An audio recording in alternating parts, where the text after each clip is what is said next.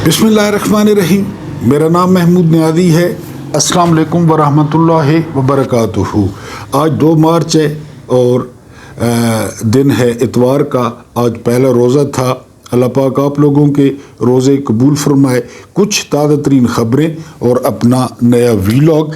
पहली खबर ये है और बड़ी अच्छी खबर है, ये होना चाहिए।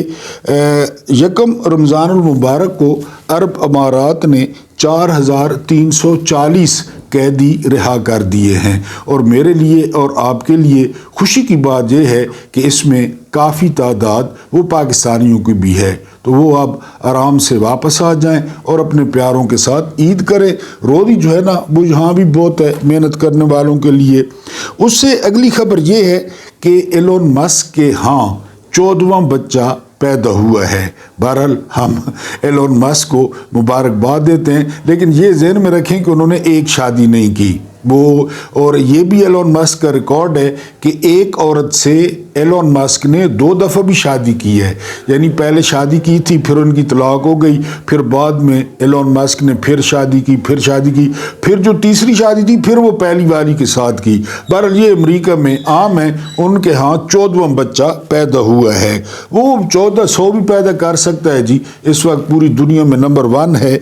उसके बाद जो अगली खबर है, मुझे ऐसी खबरों से ना शर्मिंदगी होती है। यानी फिर एक गोरे ने वो रिकॉर्ड कायम किया है।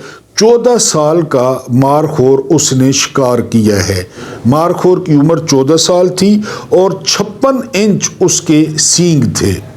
कितने खूबसूरत हो जो है ना वो सींग होंगे।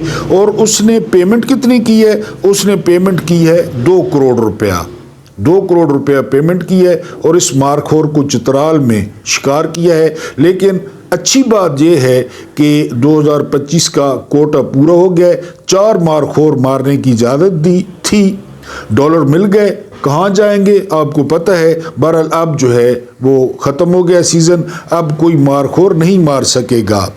उसके बाद अगली खबर ये है कि चीन ने मॉन्स्टर जो है ना ऑफ सीज, ये जहाज़ उतारा है समंदर में। मॉन्स्टर ऑफ सीज, इसकी खसूसियत क्या है? इसकी खसूसियत ये है कि ये एक टाइम में 9000 कारें ले जा सकता है। दुनिया कहाँ चली गई है? 9000 कारें। और इसकी लंबाई कितनी है ये ज़रा मुलाहिज़ा फरमाएं। इसकी लंबाई है जी 199.9 मीटर, यानी 200 मीटर। 200 को आप 3 से ज़रब दे दें। मैथ मुझे वैसे नहीं आता, मेरा ख्याल है 1 मीटर में 3 फीट होते हैं, तो 200 600 फुट। 600 फुट लंबा है जी ये, ठीक है जी। और चौड़ा कितना है? 37.5 मीटर चौड़ा है ये। अब ये आप ज़रब दे लें और इसकी चौड़ाई निकाल लें। इसको कहा गया है मॉन्स्टर ऑफ सीज और ये कैरी करेगा 900 कारें, ठीक है जी। अगली खबर ये है और ये बड़ी दिलचस्प खबर है और बड़ी ज़रूरी है इस वक्त दुनिया के लिए। जिस गाड़ी को 15 साल हो गए हैं या 15 साल से ज़्यादा, अब इंडिया में कानून बना है कि उसको ना पेट्रोल दिया जाएगा ना डीजल दिया जाएगा, क्योंकि जो इंडिया है वो पोल्यूशन में बहुत आगे जा रहा है, बहुत ज़्यादा वहाँ पोल्यूशन है। ये बड़ा अच्छा फ़ैसला है। हम वैसे भी बरसगीर के जो लोग हैं तो वो गाड़ी को मेरा ख्याल है कि 50 साल और 60 साल इस्तेमाल करते हैं। तो बहरहाल उनका ये कानून है, अब बन गया है कि 15 साल या 15 साल से ज़्यादा फ्यूल नहीं मिलेगा। ये इंडिया की बात कर रहा हूँ। उससे जो अगली बात है वो ये बात है कि नजम सेठी ने फरमाया है कि सिस्टम को इस वक्त सिर्फ एक बंदा ना कर सकता है और वो है इमरान खान। यानी वरना आप जिसको भी कहें ना, सिस्टम कहे कि 2 और 2 को जमा करें तो हाथी बनता है, सिस्टम कहता है बिल्कुल हाथी बनता है। लेकिन इमरान खान के सामने कहेंगे तो वो कहेगा नहीं, 2 और 2 4 बनता है। ये बात क्यों कही? ये बात इसलिए कही, वो भी बड़े बरहम थे कि जी रात को फ़ोन आता है कि कल इस सहाफ़ी को निकाल दो, कल इस सहाफ़ी को निकाल दो। मैंने आपको पहले कहा था कि ये कितने अरबपति हैं ये चैनल्स के मालिक। खाली इनके चैनल्स नहीं हैं, कई कारोबार हैं। मोहसिन नकवी को देखें, लेकिन सिस्टम के सामने इन्होंने घुंघरू बांध रखे हैं, सिस्टम के सामने ये हिजड़े हैं اور انہی کی بات مانتے ہیں، پیسے اپنے، کاروبار اپنا، چینل اپنا، باتیں دوسروں کی مانتے ہیں، فلاں کو نکال دو، فلاں کو نکال دو۔ اور یہ نیا، یہ 3 سال ہو گئے ہیں، یہ نیا ٹرینڈ آیا ہے، یعنی یہ شمر اور ابن زیاد بن گئے ہیں، لوگوں کا رزق بند کرنا، یہ رازق بن گئے ہیں، یہ فرعون بن گئے ہیں کہ لوگوں کا رزق ہمارے ہاتھ میں۔ تقریباً ان گزشتہ 2 دنوں میں 6 سے 7 اینکر انہوں نے فارغ کر دیے ہیں کہ جی ہم ان کے کچن تک پہنچیں گے۔ وہ منصور علی خان کا ایک پروگرام ہوا ہے، بڑا وائرل ہوا ہے، وہاں پہ لڑکی نے اشتہاروں پہ اعتراض کیا ہے کہ جی اتنے زیادہ اشتہار، پیسے لگتے ہیں، اس لڑکی کو دھمکیاں دی جا رہی ہیں۔ پھر پروگرام آپ کرتے کیوں ہیں کالجوں میں اور یونیورسٹیوں میں؟ جب بچوں کا تحفظ نہیں کر پاتے تو منصور علی خان تو پروگرام کر کے نکل گیا، اس کو تو مریم جو طاقتور ترین خاتون ہے اس کو دل بھی بھیجتی ہے، مبینہ طور پہ اسے دل بھیجتی ہے، وہ تو نکل گیا۔ اب اس لڑکی کی زندگی عذاب میں پڑی ہوئی ہے، اس کو دھمکیاں میں اسکالیں آتی ہیں۔ یہ جو ہے نا وہ حال ہو گیا سسٹم کا۔ بہرحال جی ہم کیا کر سکتے ہیں، اپنے ویلاگ پہ آتے ہیں۔ آج آپ کو میں نے 2 پیراگراف سنانے ہیں کہ فوج کو قومی وسائل کا بڑا حصہ غصب کرنے کا کوئی حق نہیں ہے۔ خاکی کمپنی، عائشہ صدیقہ، یہ آپ کو بتاؤں گا۔ اس کے بعد آرمی چیف کا طلبہ سے نیا جو ہے وہ تبلیغی خطاب۔ آرمی چیف صاحب کی اس وقت صورتحال یہ ہے کہ ایک ہاتھ میں ان کے قرآن ہوتا ہے، دوسری ہاتھ میں جو ہے نا ڈانگ ہوتی ہے، سوٹا ہوتا ہے، تو وہ خطاب کرتے ہیں، اپنی معنی کی تلاوت کرتے ہیں، اپنے معنی کی ترجمے کرتے ہیں۔ تو بہرحال انہوں نے خطاب کیا ہے۔ اس کے بعد جج کا حیران کن فیصلہ، یہ دنیا کی تاریخ میں پہلی دفعہ ہوا ہوگا کہ جو ملزم تھی وہ بھی خاتون تھی، جو جج تھی وہ بھی خاتون تھی، لیکن پاکستان میں چونکہ جو نظام چل رہا ہے لہٰذا جو ہے وہ اس خاتون نے کیا کہا ہے خاتون ملزم کو وہ آپ کو بتاؤں گا۔ اور اس کے بعد اشرافیہ کی پارٹیاں، یہ آپ ہر دوسرے دن سنتے ہیں۔ آج اسلام آباد میں قتل ہو گیا، وہ کراچی میں آج کل ایک قتل ارمان ہے کہ ارغمان ہے، اس کا بڑا جو ہے نا رولا ہے۔ یہ اصل میں پارٹیاں کرتے ہیں، ادھر چلتے ہیں شیشے، ادھر چلتے ہیں آئس، ادھر چلتی ہیں چرسیں، ادھر چلتی ہیں برانڈیاں، پھر بعد میں یہ کتوں کی طرح ایک دوسرے پہ پڑتے ہیں۔ آج سارا بانو صاحبہ نے حسب معمول بڑی زبردست بات کی ہے کہ پورے تعاون کے ساتھ یہ پارٹیاں ہوتی ہیں۔ اور میں نے آپ کو پہلے بھی بتایا تھا کہ یہ اشرافیہ ٹانگ کے بڑھواتی ہے، یہ گھر میں بھونڈی کراتی ہے، لوگوں کو گھر میں بلا کے بھونڈیاں کرواتی ہے ایک دوسرے سے کہ یہ فلاں بیوروکریٹ کا بیٹا ہے، یہ فلاں بیوروکریٹ کی بیٹی ہے، یہ فلاں سیاستدان کا، یہ بھونڈیاں کرواتے ہیں۔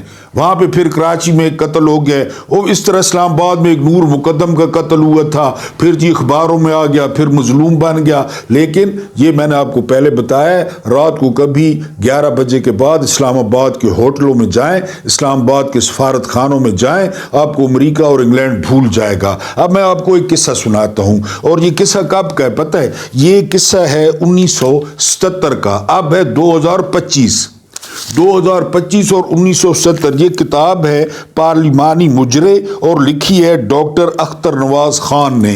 یہ ذرا آپ نے پلیز ملاحظہ کرنا ہے، یہ جو پارٹیاں ہوتی ہیں، یہ جو بھونڈیاں ہوتی ہیں، یہ جو ٹانکے ہوتے ہیں، وہ بڑے لوگوں کے، ان کی بات کر رہا ہوں۔ ہفت روزہ زندگی نے اپنی اشاعت 27 اکتوبر 1977، قصہ چابیوں کے بدلنے کا، یہ ٹائٹل ہے، میں شرفا کے رونگٹے کھڑے کر دینے والا انکشاف کیا۔ اس نے حکومت میں وزراء کی عیش پسندیوں کے تذکرے میں لکھا، 1970 یاد رکھیں، پیپلز پارٹی کی ورکر عورتیں نوخیز لڑکیوں کو کالج میں داخلہ دلوانے یا ملازمت دلوانے کے بہانے اپنے حسن پرست وزیروں کے حضور پیش کرتی۔ اگر چہرہ وزیر کو پسند آ جاتا تو موصوف گھر پر یا کسی اور جگہ پر وقت دے دیتا، اور وہاں ان کی جو ہے وہ زبردستی عصمت لوٹی جاتی۔ آبرو لٹانے کے بعد وہ لڑکی چپ چاپ گھروں کو لوٹ جاتی، گھر والوں اور دنیا والوں کے خوف سے وہ منہ نہ کھولتی۔ اس زمانے کا ذکر کرتے ہوئے رسالت نے مزید لکھا کہ وزیروں میں باقاعدہ مقابلہ ہوتا کہ اس نے کتنی کم سن لڑکیوں سے لطف اٹھایا ہے، کتنی کم سن۔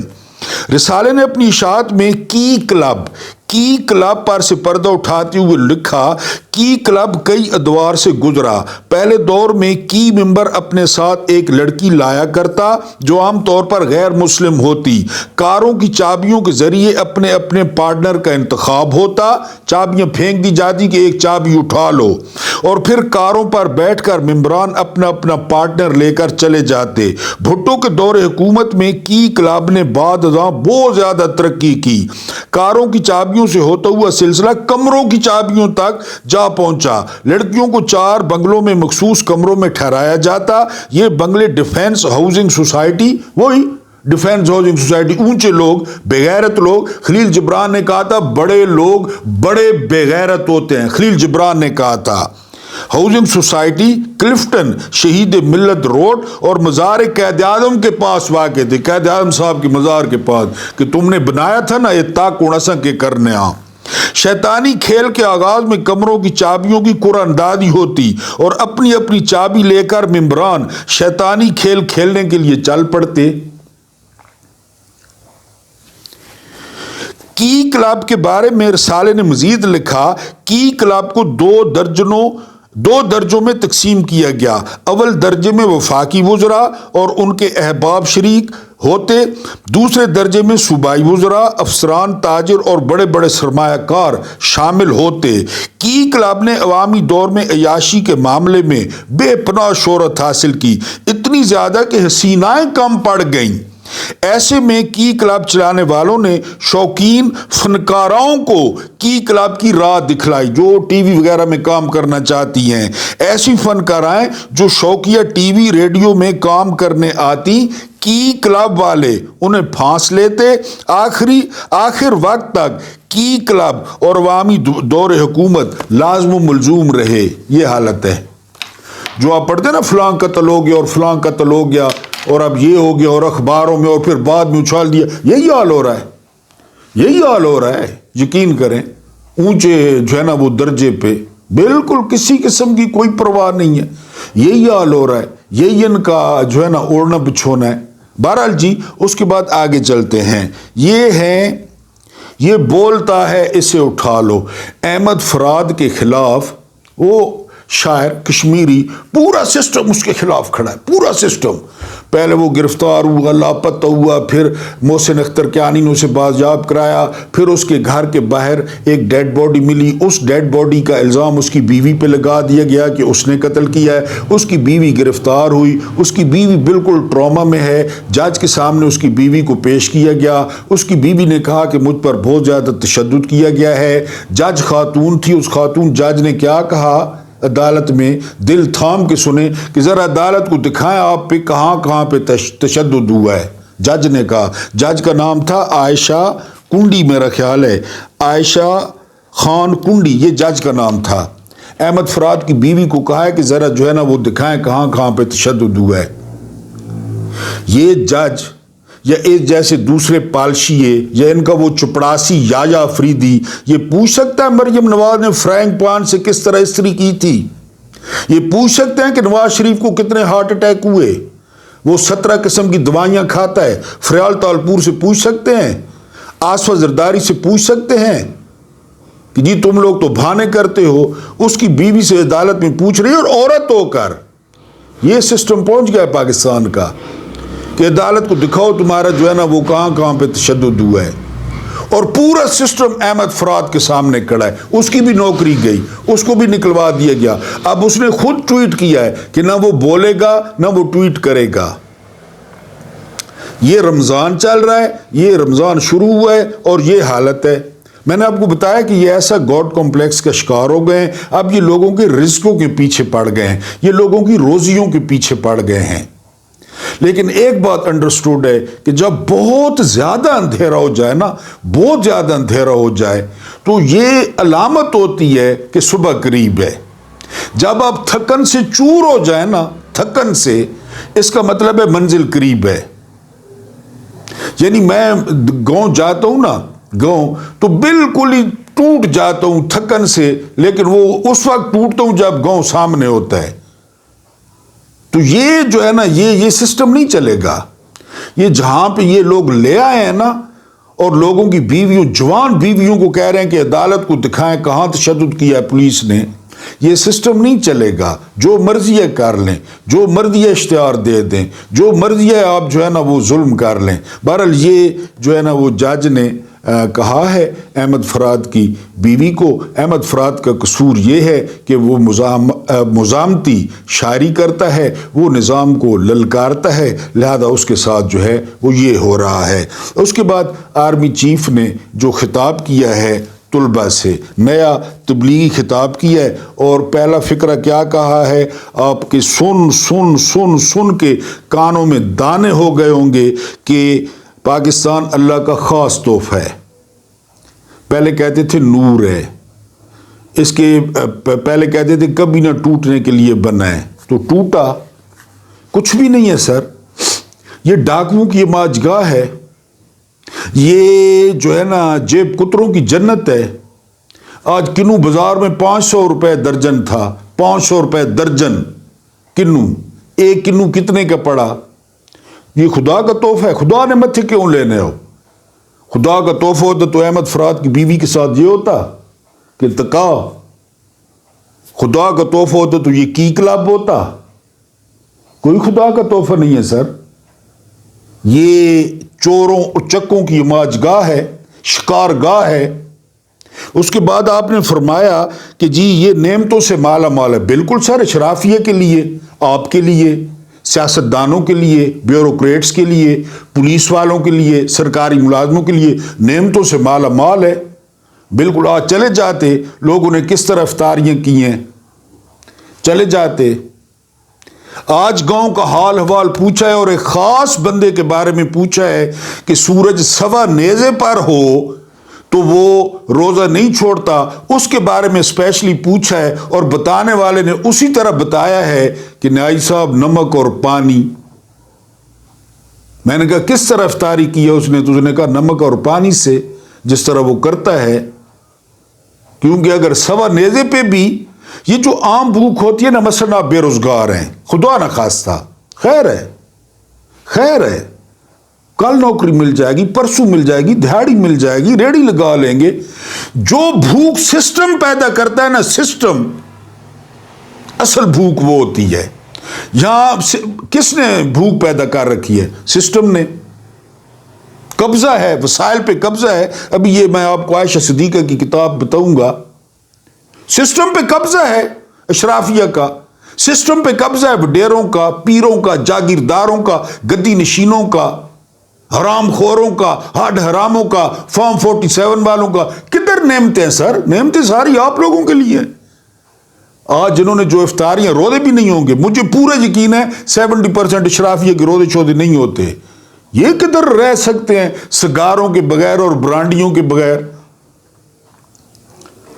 نظام کی پیدا کی ہوئی بھوک وہ سوویت یونین کو بھی توڑ دیتی ہے. جب سوویت یونین ٹوٹا نا, یہ جو کہتے ہیں ایٹمی ہتھیار, ایٹمی ہتھیار, ایٹمی ہتھیار, 600 ایٹمی ہتھیار تھے سوویت یونین کے پاس, 600.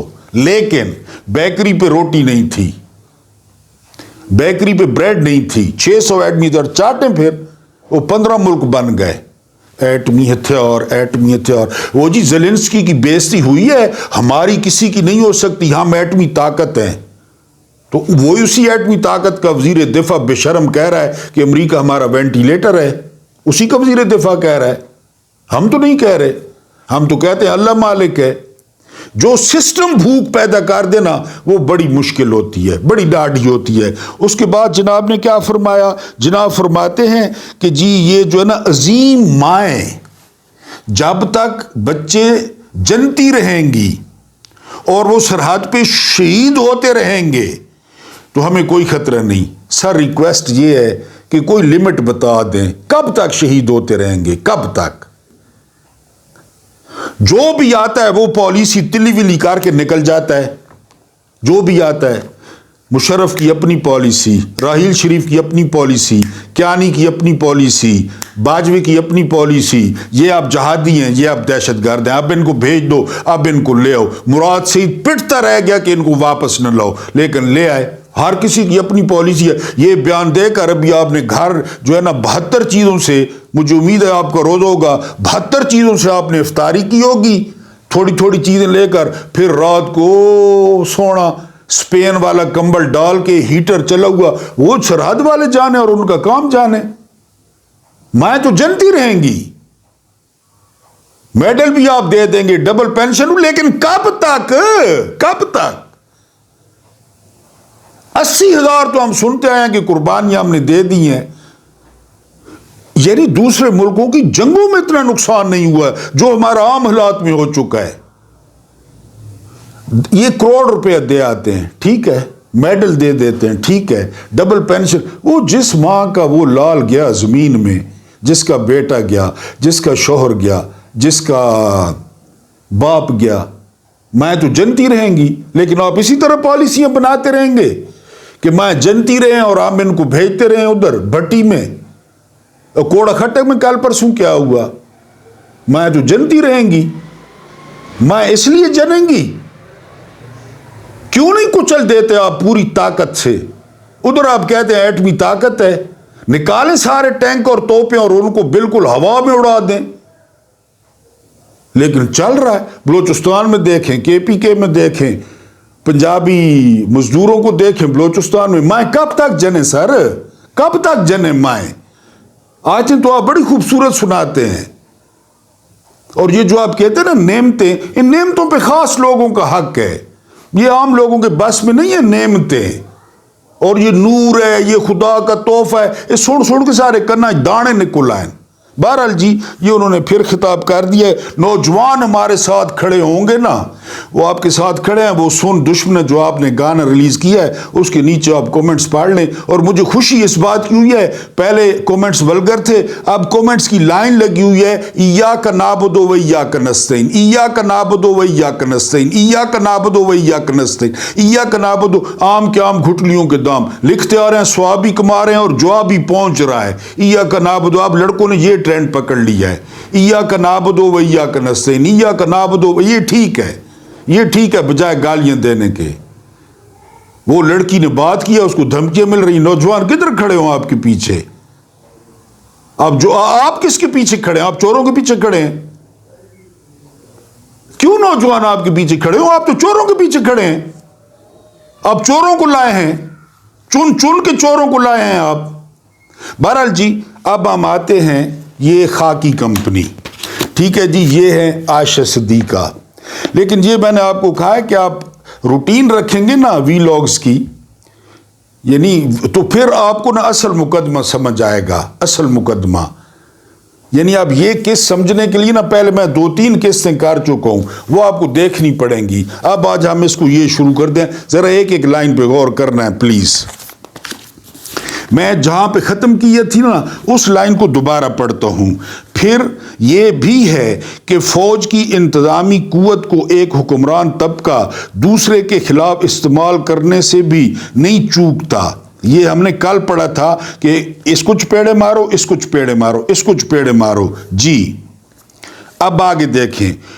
وہ عوام کے ووٹوں سے منتخب ہونے والے وزراء اعظم جیسے ذوالفقار علی بھٹو، نواز شریف اور بے نظیر ہوں، یا شوکت عزیز جیسا بین الاقوامی ٹیکنوکریٹ، ان میں سے کسی نے بھی یہ سوال نہیں کیا کہ فوج کو قومی وسائل کا بڑا حصہ غصب کرنے کا کیا حق ہے. سوال ہے سر، اتنا بڑا حصہ یہ ووٹ جو لے کے آتے ہیں انہوں نے بھی سوال نہیں کیا. جی اس کے بعد نہ ہی سیاست میں فوجی طاقت کے استعمال پر اعتراض کیا گیا کہ آپ کیوں سیاست میں فوجی طاقت استعمال کرتے ہیں. ڈی چوک.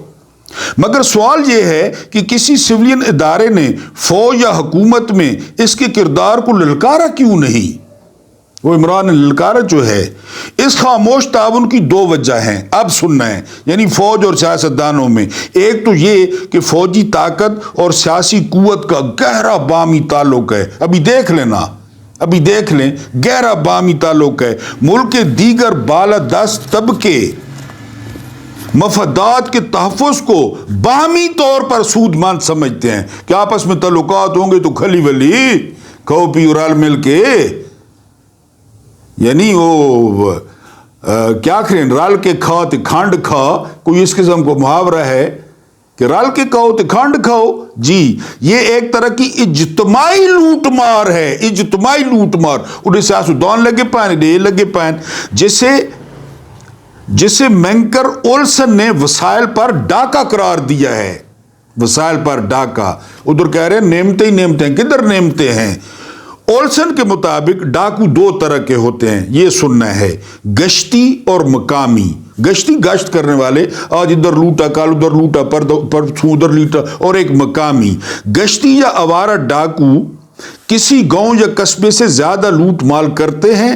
یہ گشتی ڈاکو لوٹ مار کر کے وسائل باہر لے جاتے ہیں, جس کے بہت زیادہ منفی اثرات پڑتے ہیں, اور رفتہ رفتہ مال غنیمت بھی کم سے کم ہوتا جاتا ہے. ہر تیسرے دن وہ ڈاکہ ڈالتے ہیں تو مال کم ہوتا جاتا ہے. اب سننا ہے, مقامی یا ایک جگہ رہنے والے ڈاکو اپنی بستی کو لوٹتے ہیں, اپنی بستی کو. ان کا طریقہ کار یہ ہوتا ہے کہ بستی والوں کو گشتی یا آوارہ گرد قسم کے ڈاکوؤں سے بچانے کے لیے بھتہ وصول کریں. ڈاٹ کنیکٹنگ کریں کہ ہم بچائیں گے آپ کو ڈاکوؤں سے, ہم آپ کو ڈاکوؤں سے بچائیں گے, لیکن قیمت بھتہ ہوگی. نہیں سمجھ رہے آپ لوگ, ٹھیک ہے جی. اس کے بعد بھتہ وصول کریں. اس طرح باہمی مفادات کے تحت کے لیے ایک طرح کا سمجھوتا ہو جاتا ہے. اس صورتحال کا پاکستان پر اطلاق کریں تو سیاستدان اور دیگر بالادست طبقے فوجی طاقت کو وسائل بٹورنے کا اعلی کار سمجھتے ہیں کہ یہ ہمیں وسائل بٹور کے دیں گے. یہ کس نے فارم 47 کس نے لے کے دیے؟ وسائل بٹورنے کا اعلی کار فوج کو کس نے لے کے دیے؟ کس نے ان کو بنایا اعلی کار؟ جی. جبکہ عام باشندے ان وسائل سے محروم رہتے ہیں جن کے ڈبے چکے گئے. یہ رویہ معاشرے یا حکمران طبقے کے جاگیردانہ رجحانات کی عکاسی کرتا ہے. پاکستانی فوج بھی اسی طرح کے فیوڈل رویوں کا اظہار کرتی ہے, جاگیرداروں والا. یہ ایک جدید ادارہ ہونے کا دعویٰ تو بے شک کرتی ہے, لیکن اپنے رویوں میں فیوڈل اور مطلق العنان نظر آتی ہے. چونکہ فوج اور دیگر بالادست گروہوں کا دار و مدار ایک دوسرے پر ہے, ایک دوسرے پر, اس لیے بہت سے سیاسی رہنما یہ سننا ہے اور کاروباری لوگ فوجی حکومتوں کو اپنے لیے بہتر سمجھتے ہیں. اپنے لیے ملکی تاریخ میں اکثر سیاستدان اور بہت سے بیوپاری فوج کے کارخانوں سے ہی میدان میں آئے ہیں. گال مک گئی. فوج سے میدان. نواز شریف کہاں سے آیا ہے؟ جنرل جیلانی, جنرل ضیاء, پرویز الہی, جنرل مشرف, بھٹو, جنرل ایوب. تو کیوں نہ فوج کو یہ وہ کریں؟ یعنی انہی کارخانوں سے نکل کے آئے ہیں اور ادھر حکومتیں بنا لی ہیں. اللہ پاک آپ کو آسانیاں عطا فرمائے, آسانیاں بانٹنے کی توفیق عطا فرمائے. میرا رب کریم آپ کے اور میرے مرحومین کی مغفرت فرمائے رمضان کے صدقے. ان کے ساتھ عدل کا نہیں رحم کا اور احسان کا معاملہ فرمائے. مجھے برداشت کرنے کا بہت بہت شکریہ.